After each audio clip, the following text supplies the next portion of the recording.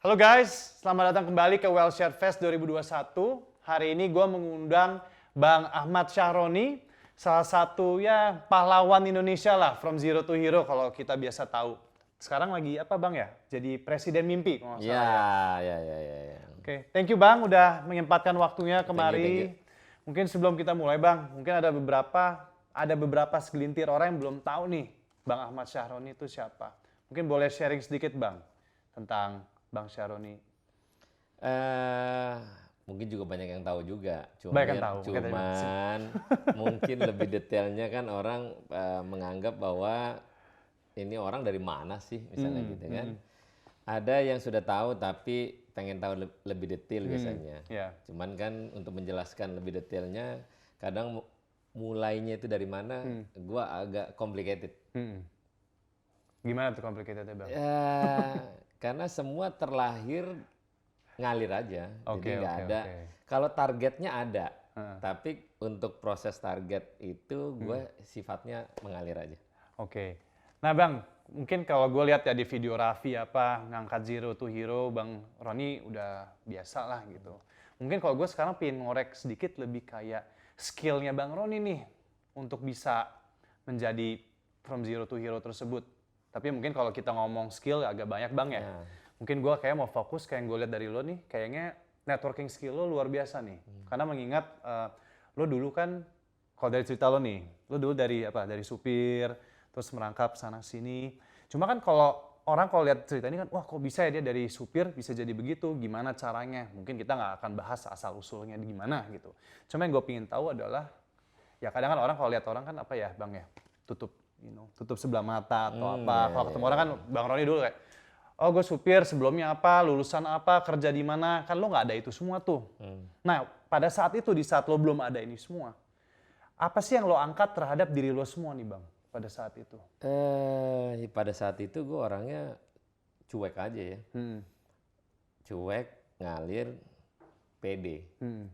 Kayak bodo amat gitu ya? Kayak ya dulu gembel aja gue udah pede gitu, apalagi gue sekarang. Waduh. Gitu. Ya, keren, Jadi keren. prinsipnya adalah kalau kita mau dalam konteks yang bukan artian sombong, tapi ya minimal kalaupun bego ya jangan bego-bego amat. Iya. Kalaupun miskin ya jangan miskin-miskin amat. Tapi ada step yang harus dilatar belakangi atas keberanian. Nah, gua dengan keberanian yang berproses, orangnya super cuek. Jadi kadang ketemu anaknya konglo ini, kadang langsung konglonya, gua nggak pernah tahu. Oke. Sampai hari ini nggak pernah tahu siapa dan apa itu gua nggak pernah cari tahu. Gue biasanya yang main aja gaul biasa aja. Ya kayak, ya genuine aja emang, lo pingin temenan, Iya. lo pingin ini. Tapi waktu itu kalau misalnya gue nggak tahu lo masih inget atau enggak. Tapi what was your first business, bukan bisnis ya, opportunity bisnis pertama lo tuh apa sih Bang waktu itu yang muncul? Bisnis pertama ya karena dulu gua nyupirin seorang mantan bos gua yang bos minyak, ya bisnis awalnya itu sebenarnya. Jadi secara otodidak gua mempelajari yang tidak diajari tapi mengalir aja. Akhirnya dengan terpaksa gue mengerjakan pekerjaan itu, bos gue akhirnya senang. Nah karena kesenangan itu, supir iya, ngelayanin PA pekerjaannya gitu, dia juga iya, nemenin mabok iya, tapi gue nggak ikutan mabok Ya, misalnya. nontonin aja lah ya. Nah nemenin aja. Nah dari situ akhirnya komunikasi kepada network orang-orang yang beli minyak kepada bos gua, nah itu kan terjalin. Nah dari terjalin hubungan itulah tanpa disadari dan disengaja, ini berakhir orang malah memilih gua untuk mengambil proyek yang tadinya dikerjakan oleh bos gue. Oke, kalau gitu apakah pada saat itu memang kebetulan beliau sedang tidak bisa mengerjakan proyek itu atau Enggak, apa? klien-klien pada bilang udah lu aja yang kerjain Ron. Oh beneran kayak gitu? Jadi lu Tapi ngapain bos lo nggak apa-apa tuh? Bos gue juga dalam konteks nggak tahu. Oke. Jadi pekerjaan yang dikerjain tanpa sepengetahuan bos gua, akhirnya gue bisa kerjain kecil-kecil gitu. Jadi orang senang dengan gue karena gue dengan mudahnya berkomunikasi. Oke. Jadi gue tau lah seluk-beluknya jual beli bahan bakar itu ya siklusnya itu. Oke. Ya jadi mungkin pada saat itu adalah ya lo ngeliat opportunity di sekitar lo adalah bersama bos lo, ya lo try to ya mencari sedikit lobang opportunity lah ya di dalamnya. Ya, tapi kan untuk mempelajari hal demikian dengan kejujuran yang gue punya pada saat waktu dalam kondisi bos gue mabok-mabokan, misalnya gue yang pekerjaan yang gue kerjain, ya notabene kan di Republik ini tidak ada istilah kerja 100% benar. Ada miring-miringnya lah. Oke. Nah di saat miring-miring itu gue lurusin. Nggak pernah ada hal kemiringan yang gue miringin balik. Gue biasanya lurus-lurus aja, jujur aja lah ceritanya. Dan disitulah akhirnya mungkin karena kejujuran yang gue jalanin, akhirnya gue mendapatkan ilmu yang cukup. Nah karena itulah berprosesnya secara otodidak mempelajari hal pekerjaan yang semestinya mendapatkan hal lebih dalam pendapatan, ternyata di situ dengan kejujuran yang gue jalanin, gue dapatkan manfaat ilmu yang secara tidak belajar, tapi gue mendapatkan ilmu yang luar biasa. Oke. Jadi waktu itu lo belajar dari, ya bisa dibilang dari bos lo lah gitu. Tapi di luar itu, apakah dulu Bang Syaroni belajar dari buku lain atau Google, YouTube, benar-benar dari situ? Kagak ngerti, wong handphone taunya ya? SMS kok. Penting sekarang lihat Google diklik-klik aja di ini keluar. Dulu nggak ada. Iya. Kalau jadi supir dulu gue minta pulsa sama bos gue 10.000 nggak dikasih, bagaimana mau Google nggak ada. Ini nggak perlu kecanggihan Google kalau bisnis minyak. Jual beli harga berapa, kita kerjain, kita beli berapa kita jual, selesai. Jadi bisa dibilang bos lo ini dulu adalah bisa dibilang mentor lo nggak sih sebenarnya Bang? Ya dibilang mentor juga iya mentor, tapi kan pada posisi itu gue sebagai anak buah. Yang secara alami mungkin ya kali dengan kejenuhan dengan keseriusan gua untuk ingin dan selalu bermimpi pengen jadi orang kaya, di situ gua tanpa kiprah yang besar tapi gua menjalaninya dengan serius gitu. Jadi gue istilah kata gue nih pinter lobby lah. Ya harus itu Bang. Tapi kan regardless ya kita lihat orang lain kan let's say bukan jadi supir siapalah, tapi mereka ya bisa dibilang kerja buat orang atau anak buah seseorang gitu. Nah kalau lo ngelihat orang-orang seperti ini, apa sih yang lo pingin kasih advice gitu ke mereka biar bisa mungkin apakah mereka harus rubah mindsetnya untuk kayak ya jangan lo mikir anak buah doang, you can be bigger atau apa sih Bang gitu? Garis tangan kali ya. Gue kalau ngomong jelasin bahwa gue jelasin dalam konteks sebagai anak buah ya porsinya harus lebih prefer untuk yang lebih besar, dilakuin juga kalau bukannya garis tangan yang dapat ya lu nggak akan pernah bisa dapat. Tapi situasional gue pada saat itu ya mungkin dikasih jalan yang cepat dan gue orangnya juga tidak pernah menyerah. Apa yang gue disuruh, apa yang disuruh dilakukan, gue orangnya nggak pernah bilang enggak. Gue selalu bilang bisa. Yes man Bang. Ya yes man. Tapi bukan ABS, asal bapak senang. Tapi gue kerjain apa yang mesti gue kerjain. Jadi gue nggak pernah nyerah dari dulu. Ya kenapa akhirnya orang banyak bertanya, lu sekaya ini dari mana sih sebenarnya? Ya di mana-mana kan kalau ngomong secara umum, mana ada orang pengen miskin? Ya orang semua pengen kaya pasti. Cuma dengan cara yang beda-beda, dengan cara usaha yang beda-beda. Nah kebetulan, ya itu tadi, gue semakin banyak berikan rezeki kepada orang banyak, tidak akan memiskinkan kita. Jadi gue ya ikhlas-ikhlas aja. Sekalipun pernah kena tipu pun ya gue ikhlas-ikhlas aja. Ya mungkin tadi kalau nggak garis tangan, nggak rezeki, dikejar dia lari, nggak perlu dikejar. Kalau rezeki sendiri buat kita pasti dia datang sendiri. Tapi kalau garis tangan ya itu tetap aja Bang ya kalau nggak ada effort juga. Oh iya. Kan? Gitu. Sama kayak kita berkendara. Ada roda 2 lah contoh. Dia di starting, kalau nggak ada bensin nggak bisa nyala. Kalaupun ada bensin, nggak ada pengapian nggak bisa jalan juga. Itu simbiosis mutualism. Jadi harus bersamaan gitu. Oke. Tapi waktu lo ya balik lagi ke bisnis pertama lo awal-awal lah gitu ya. Kan bayangan gue kan ya secara dulu dari supir apa kan mungkin permodalan juga nggak ada tuh bang. Ya nggak tahu ya ada atau nggak ya. Cuma asumsi gue nggak ada nih gitu kan. Nggak ada. Nah waktu itu tuh upaya lo gimana sih? Dulu waktu dari perusahaan gue dari 2001 resmi jadi karyawan, 2002 gue udah jadi manajer, 2003 gue udah jadi direktur waktu itu. Gue dalam 2 tahun, kurun waktu 2 tahun, karir gue cepet banget. Nah 2003 ke 2004, gue karena mereka di perusahaan lama tuh ribut, perusahaan ini akhirnya gue secara tidak langsung diambil alih. Bukan mengambil, tapi secara otodidak yang tadi awal gue bilang, klien pada senang dengan gue. Akhirnya orang pada minta ngisi bahan bakarnya ke gue.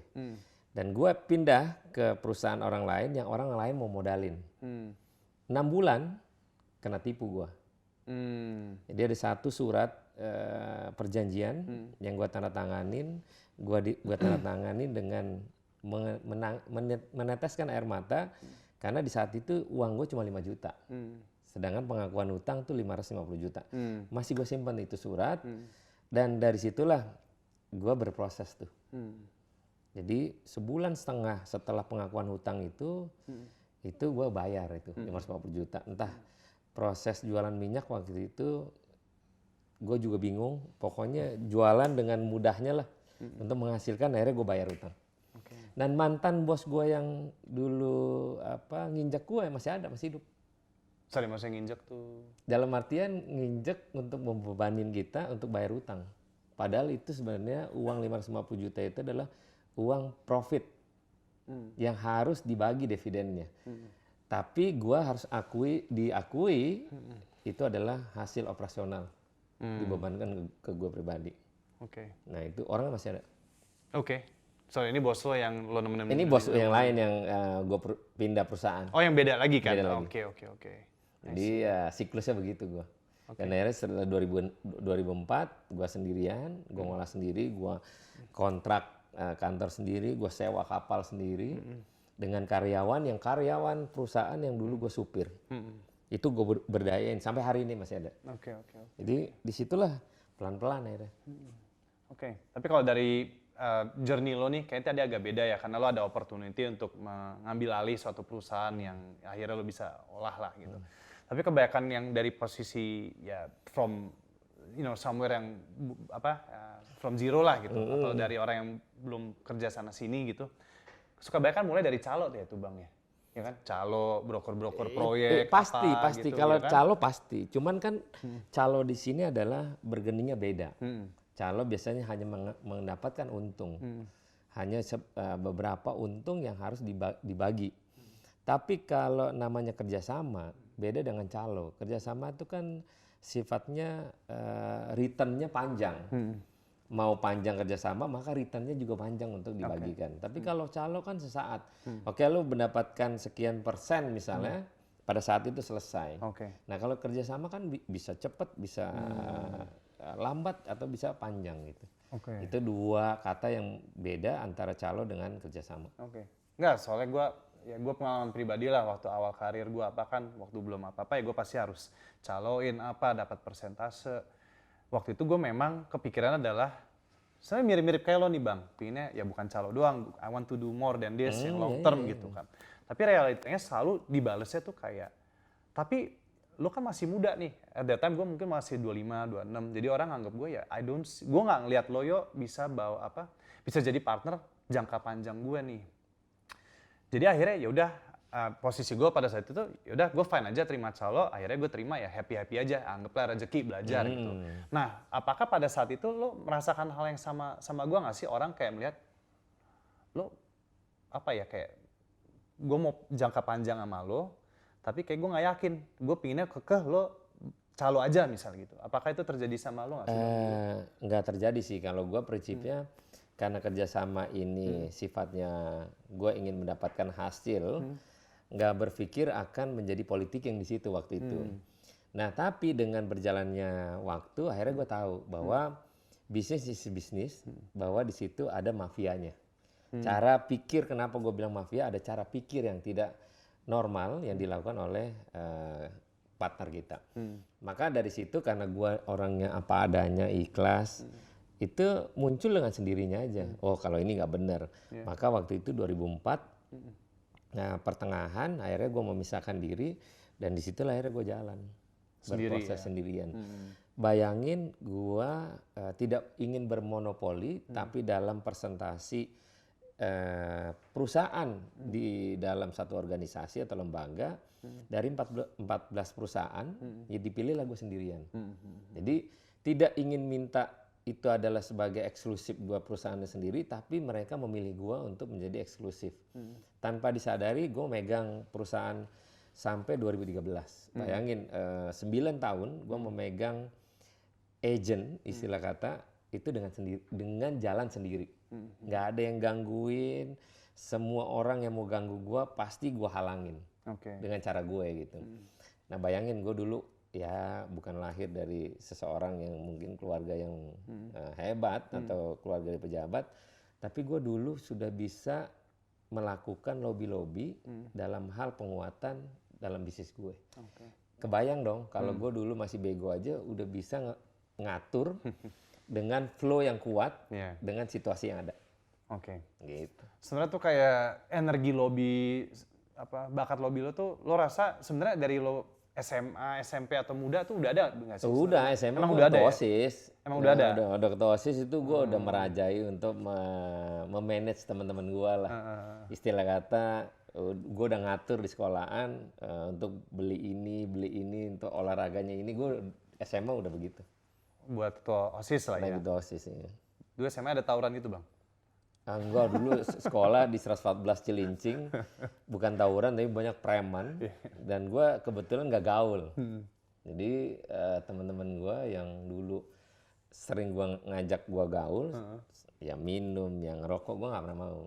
Sorry, maksudnya lo nggak gaul tuh lo malu-malu kah atau lo nggak gaul? Ya nggak suka, nggak suka aja gue. Gue lebih seneng ya ketawa-ketawa, tapi gaul sampai masuk ke dalam pusaran terus ya ngerokok terutama yang minum alkohol gue enggak.